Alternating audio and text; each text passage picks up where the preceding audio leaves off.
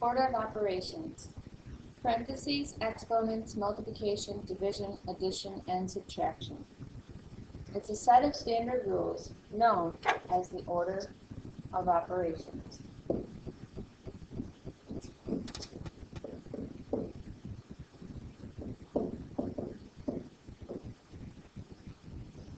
It is used so that everyone gets the same answer when calculating an expression. Here are the steps. First, you will do any work inside the parentheses.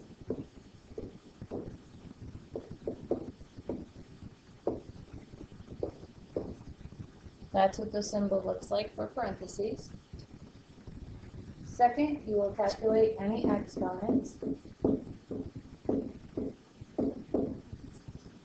An example of what an exponent looks like would be any number to the second power, third power, fourth power, first power, zero power. Remember, that is repeated multiplication. Step 3.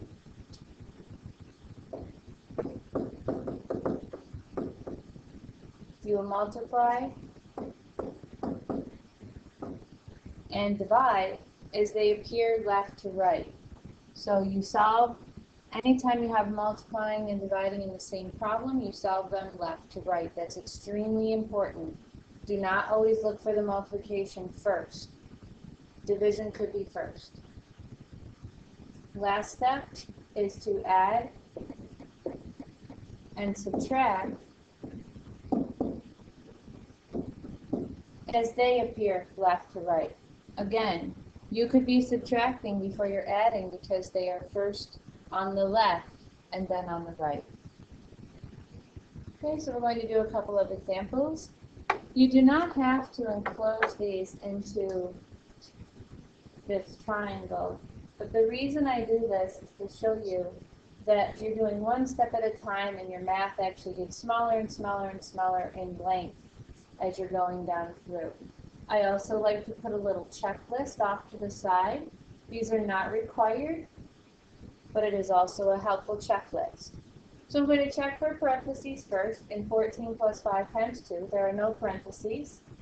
There are no exponents, but there is multiplication. The multiplication happens between the 5 and the 2. I circle it, solve it. 5 times 2 is 10. Write everything else down that I have not solved yet. There's no division, and the only thing left is adding. 14 plus 10 is 24.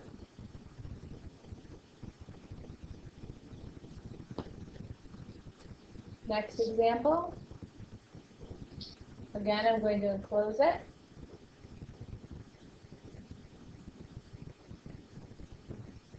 Writing my checklist. Notice how I'm writing the arrows above the multiplication and division and adding and subtracting to remind myself that I always solve those left to right. So I look for parentheses. There are parentheses. I'm going to solve them. 25 minus 5 is 20. And write everything else down. There are no exponents. There's no multiplication, but there is division between 100 and the 20, and that is 5. And I'm left with plus 4. And 5 plus 4 is 9. Circle it, solve it, write everything else down. It's a little helpful thing to keep in your mind as you're solving through these. Okay, this last one might look a little challenging, but remember, we're just going to look for one math problem at a time.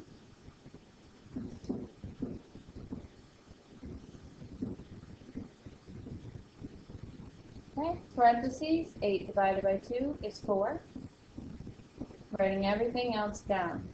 Notice how it does not matter that I am writing everything kind of almost in reverse. I'm just paying attention to what I have not solved yet. Okay, there are no more parentheses. Sometimes you could have two sets of parentheses in the same problem. You just solve them one at a time. Remember, it's always one math problem at a time. We have exponents here. 3 to the second power is 9, not 6.